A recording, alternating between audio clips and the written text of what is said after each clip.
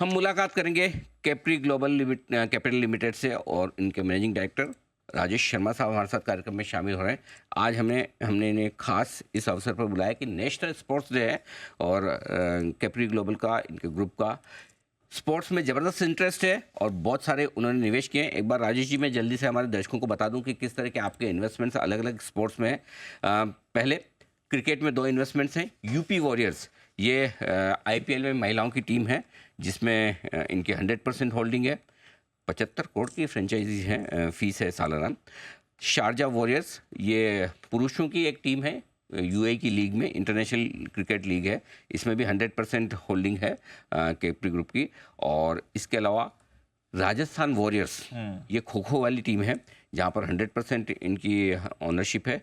Bengal warriors, ये kabaddi league है जिसमें 73% कैप्री ग्लोबल ग्रुप के पास है और 27% जाने माने एक्टर अक्षय कुमार साहब पार्टनर है। शर्मा साहब, बहुत बहुत स्वागत है आपका। सबसे पहले नेशनल स्पोर्ट्स डे की आपको बहुत बहुत शुभकामनाएं, बधाइयाँ। ये बताएं सर कि आपको सिर्फ खिलाने का शौक है या खेलने का भी है? Thank you. नहीं, देखिए, अभी अभी तो जो है खेलने का टाइम नहीं है। कभी कभी सैटरडे को बैडमिंटन खेल लेते हैं, जी। बट कोई रेगुलर नहीं होता है। मैं 2 साल पहले लॉन टेनिस खेलता था, लेकिन टेनिस के बाद से वो जो है कम हो गया है। बट हाँ, बचपन में खेलते थे। अभी तो रेगुलर स्पोर्ट्स नहीं होता है, बट स्पोर्ट्स एक ऐसी चीज है जो एक सिटीजन को, एक नागरिक को अपने देश के बारे में प्राइड फील करवाता है। और यही रीजन है कि हर जो है स्पोर्ट्स एक इक्वलाइजर है। आप कितने छोटे हैं, कितने बड़े नहीं हैं, उससे कोई फर्क नहीं पड़ता। जब आप मैदान में उतर गए तो आप सबके बराबर हैं। तो आप देखिए कि जब हमने स्पोर्ट्स में हम लोग जब मेडल जीतते हैं तो ये कितने प्राइड की फीलिंग कराता है। एज ए कॉर्पोरेट हम भी चाहते हैं कि हमारा कंट्री, जो एक लार्ज कंट्री है इन टर्म्स ऑफ पॉपुलेशन, हमारे स्पोर्ट्स मेडल टैली में भी हमारा नाम ऊपर आए। हम्म।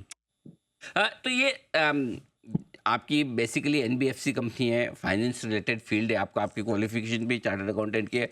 तो ये स्पोर्ट्स में प्रमोट करने का और स्पोर्ट्स में इन्वेस्ट करने का ये आइडिया कब और कहाँ से आया? तो ये जब बचपन से हम एशिया और ओलंपिक गेम्स देखते थे, वहां देखते थे कि हमारी कंट्री की मेडल टैली में मतलब बहुत ही कम मेडल आते थे। तब देखिए United state, China, Korea, Japan, ये इनके मेडल बहुत आते। तो हमेशा ऐसा लगता था कि हमारी कंट्री स्पोर्ट्स में पीछे क्यों है। तो बाद में देखा कि कहीं न कहीं बचपन से लोगों का स्पोर्ट्स में इन्वेस्टमेंट की तरफ रुझान नहीं है। तो जब भी हम एक ठीक-ठाक लेवल पे कंपनी में पहुंचे तो हमने कहा कि नहीं, हमें स्पोर्ट्स में इन्वेस्ट करना है। और ये शुरू के 10 साल कोई प्रॉफिटेबल वेंचर नहीं होता है, लेकिन इसी फीलिंग के साथ, एक कमिटमेंट के साथ कि हम इस स्पोर्ट्स में अपना रोल प्ले करें और स्पोर्ट्स के अंदर में ग्रास रूट पे काम करें।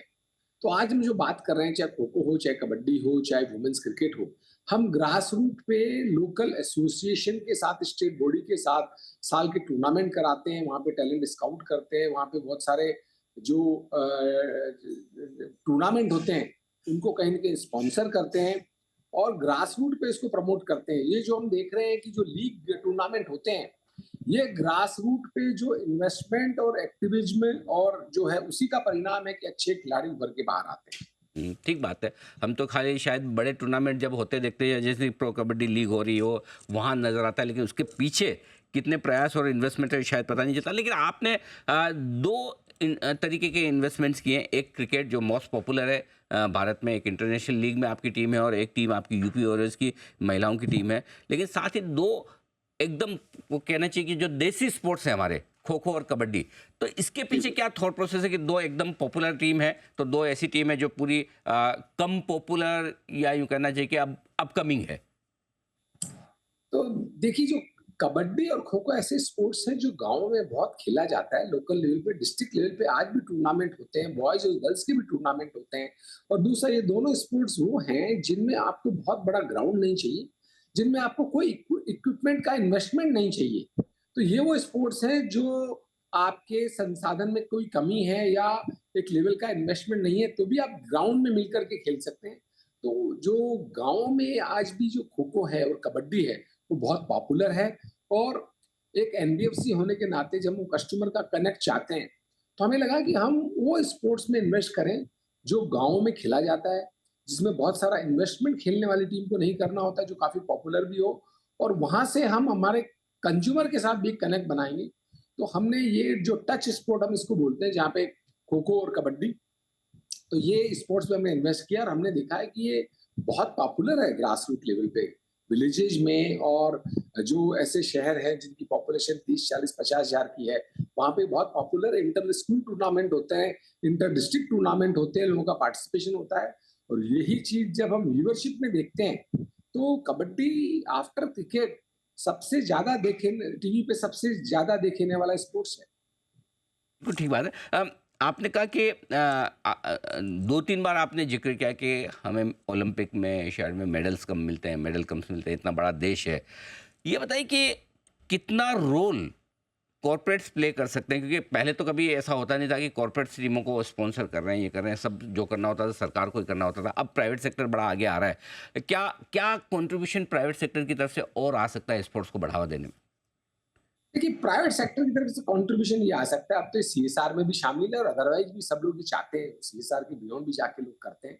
तो हमें बहुत सारे एथलेटिक ट्रेनिंग एकेडमीज में जगह जगह इन्वेस्ट करना होगा, डिस्ट्रिक्ट लेवल पे, स्टेट लेवल पे। और कुछ कॉर्पोरेशन ने बहुत अच्छा किया भी है। वहां पे हमें जो है उनको अच्छी फैसिलिटीज देनी होंगी, ट्रेनिंग की, लॉजिंग बोर्डिंग की। और कहीं ना कहीं एक जो इनसिक्योरिटी रहती है जॉब की, वो उनको एक जॉब के लिए उन लोगों को ये कहना होगा कि आप खेलिए, आपका जॉब सुरक्षित है, हम आपको अपनी कंपनी में रखेंगे और आपका काम होगा सिर्फ खेलना। जब ये वाइड स्तर पे आएगा, तो जो है एक यूथ है वो पूरा फोकस करेगा अपनी स्किल को इम्प्रूव करने में। नहीं कि आधे टाइम वो सोचेगा कि यदि मैं इसमें भी कामयाब नहीं हो तो मुझे कौन जॉब देगा, या सिर्फ मैं कोच बन के रह जाऊंगा, या हाउसिंग सोसाइटी में मुझे कोचिंग करनी पड़ेगी, मेरा कोई कैरियर नहीं होगा। यदि हम एक सेंस ऑफ उसको एक जॉब सिक्योरिटी, एक उसकी इकोनॉमिक सिक्योरिटी दे पाते हैं, तो इससे बहुत बदलाव होगा। पेरेंट्स लेवल पे आज होता ये है कि आज भी छोटे शहरों में जब बच्चा अच्छा कर रहा होता है तो उसके पेरेंट्स कहते हैं बेटा पढ़ने में ध्यान लगा, खेल ज्यादा मत, क्योंकि तेरे को आगे जाके जॉब करना है या कुछ करना है।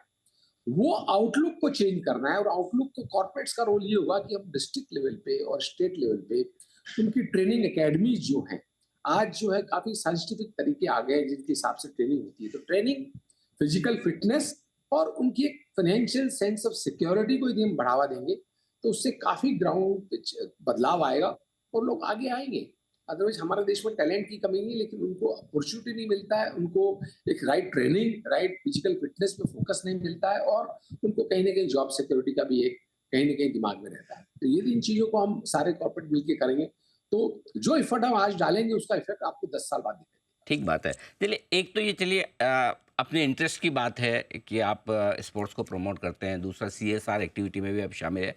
लेकिन कहीं न कहीं कॉर्पोरेट आते तो एक वो मन में ये भी रहता है कि कहीं न कहीं इसे एक बिज़नेस और इन्वेस्टमेंट के तौर पे भी देखा जाए। तो स्पोर्ट्स एज़ अ इंडस्ट्री क्या आपको सेंस मिलता है? क्या आपको आउटलुक लगता है? कितना बड़ा बिज़नेस ये इंडिया में हो सकता है आगे चलते हुए? देखिए, स्पोर्ट्स आप ग्लोबली देखें तो जो लीग स्पोर्ट्स है वो बहुत बड़ा हो चुका है। फुटबॉल की हम बात करें, टेनिस की बात करें, तो एक एक प्लेयर जो अच्छे लेवल पे पहुंच जाते हैं, इवन नेशनल लेवल पे और अदरवाइज भी, उनकी इनकम काफी बढ़ गई है। टीवी व्यूअरशिप के राइट बहुत महंगे जाते हैं। ये आपको पता ही है, क्रिकेट में आज हमारे जो आईपीएल के राइट्स 50,000 करोड़ से ऊपर में गए हैं। तो ये अपने आप में एक चैनलाइज करता है नीचे जाने का। तो फाइनेंशियली वायबिलिटी देखें तो शुरू में 10 साल हमें इन्वेस्ट करना होता है कंटिन्यूअसली, तब प्रॉफिट नहीं बनता है। लेकिन जब एक स्टेज पे पहुंच जाता है तो आगे जाके ये लॉन्ग टर्म इन्वेस्टमेंट है।